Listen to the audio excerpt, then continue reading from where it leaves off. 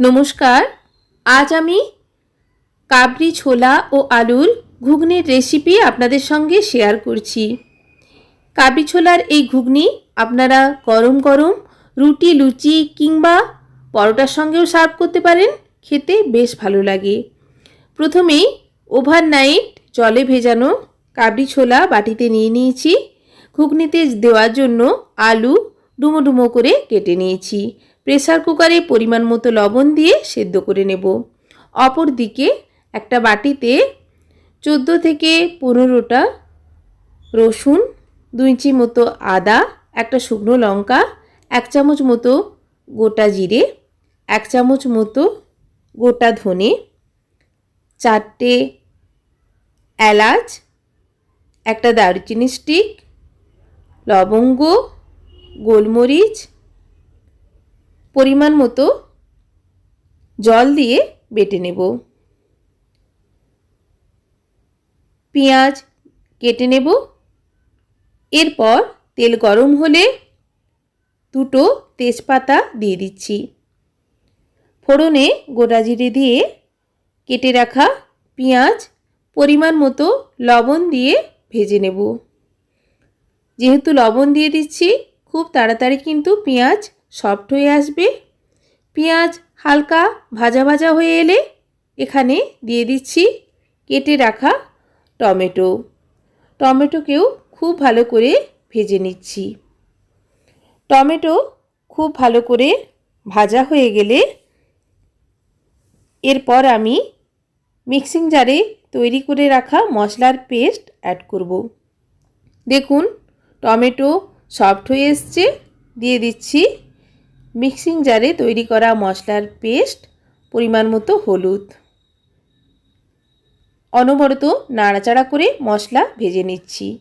এইভাবে মশলা ভাজতে ভাজতে যখন মশলার জল শুকিয়ে আসবে, মিক্সিং জার ধোয়া জল এখানে অ্যাড করে আবারও মশলাকে খুব ভালো করে কষিয়ে নেব। এরপর এখানে হাফ কাপ মতো ফ্রেশ টক দই অ্যাড করব। একটা হ্যান্ড হুইস্কার দিয়ে স্মুথ করে পেস্ট তৈরি করে নিয়েছি। গ্যাসের ফ্লেম লোতে করে টক দই অ্যাড করে অনবরত নাড়াচাড়া করে টক দইকেও মশলার সঙ্গে খুব ভালো করে কষিয়ে নিতে হবে। গ্যাসের ফ্লেম মিডিয়ামে রেখে অনবরত এইভাবে নাড়াচাড়া করে নেওয়ার পর গ্যাসের ফ্লেম লোতে করে ঢাকা দিয়ে আমি টক দইকে মশলার সঙ্গে খুব ভালো করে কষিয়ে নেব। মাঝে মধ্যে ঢাকা খুলে কিন্তু মশলা নাড়াচাড়া করে নিতে হবে, তা না হলে কিন্তু মশলা নিচের দিকে কড়াইয়ের বসে যাওয়ার সম্ভাবনা থাকে। দেখুন ঢাকা চাপা দিয়ে মশলাকে খুব ভালো করে কষিয়ে নিয়েছি। মশলা দেখেই বুঝতে পারছেন মশলা থেকে তেল ছেড়ে এসছে। এরপর অ্যাড করে দিচ্ছি লবণ দিয়ে সেদ্ধ করে রাখা কাবলি ছোলা ও আলু। মশলার সঙ্গে খুব ভালো করে মিক্স করে মিনিট 3 ফুটিয়ে নেব। 3 মিনিট পর ওপর থেকে ফ্রেশ ধনেপাতা ছড়িয়ে নামিয়ে নেব। খেতে অপূর্ব হয়েছিল। রেসিপি ভালো লাগলে অবশ্যই ট্রাই করবেন। ধন্যবাদ।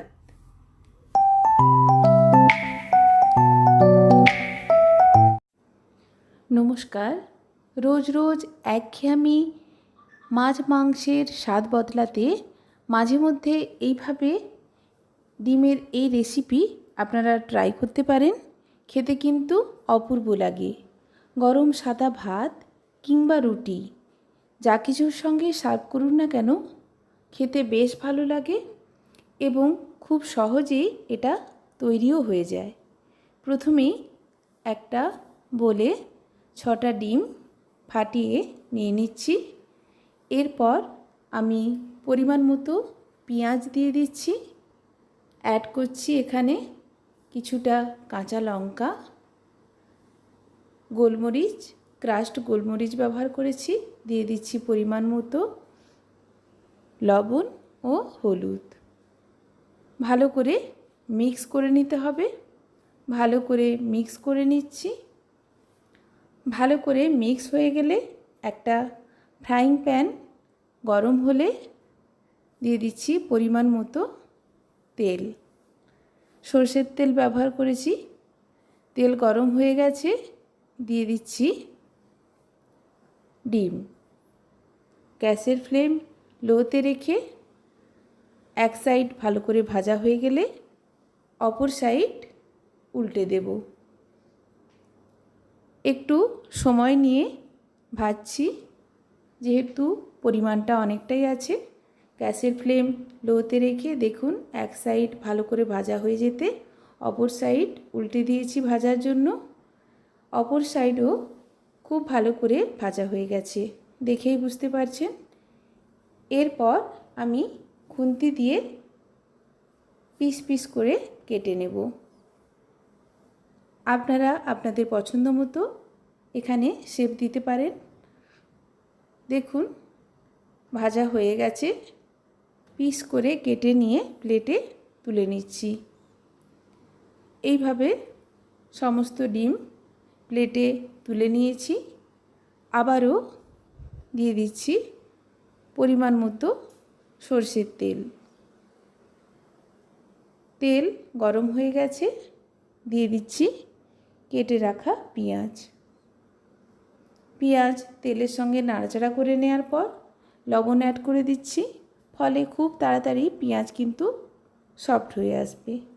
লবণ ভালো করে মিক্স করে পেঁয়াজ হালকা ভাজা হয়ে গেলে এখানে আমি প্রায় 2 চামচ মতো বেটে রাখা রসুন, আদা, কাঁচা লঙ্কার পেস্ট দিয়ে দিচ্ছি।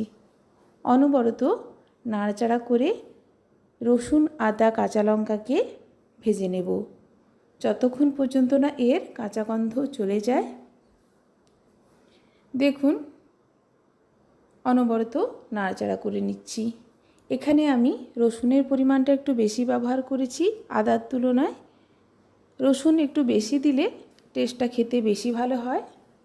দিয়ে দিচ্ছি 1 চামচ মতো জিরের গুঁড়ো, 1 চামচ মতো ধনের গুঁড়ো, পরিমাণ মতো হলুদ ও কেটে রাখা টমেটো।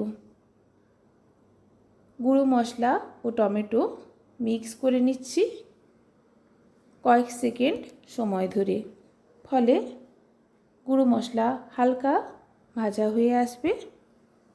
যেহেতু গুঁড়ো মশলা ব্যবহার করেছি, এরপর আমি এখানে জল অ্যাড করে দিচ্ছি। জল দিয়ে খুব ভালো করে মশলাকে কষিয়ে নেব, ফলে টমেটো কিন্তু সফট হয়ে আসবে, যেহেতু এখানে লবণ অ্যাড করা আছে। অনবরত এইভাবে নাড়াচাড়া করে নিচ্ছি। এইভাবে নাড়াচাড়া করতে করতে যখন মশলা থেকে তেল ছেড়ে আসবে বুঝতে হবে মশলা খুব ভালো করে কষানো হয়ে গেছে। দেখেই বুঝতে পারছেন মশলা থেকে তেল ছেড়ে এসছে, মশলা খুব ভালো করে কষানো হয়ে গেছে। এরপর আমি এখানে জল দিয়ে দেব। দেখুন নাড়াচাড়া করে নিচ্ছি, জল অ্যাড করছি। আমি এখানে 1.5 কাপ মতো জল দিয়ে দিচ্ছি। মশলার সঙ্গে ভালো করে মিক্স করে গ্রেভি ফুটে এলে 1/2 চামচের একটু বেশি পরিমাণ শাহি গরম মশলা অ্যাড করে দিচ্ছি। গরম মশলা মিক্স করে আবারও ফুটিয়ে নেওয়ার পর ওপর থেকে ছড়িয়ে দিচ্ছি ফ্রেশ ধনেপাতা। ধনেপাতাও ভালো করে মিক্স করে নিয়ে একে একে ভেজে রাখা ডিমের অমলেট দিয়ে দিচ্ছি।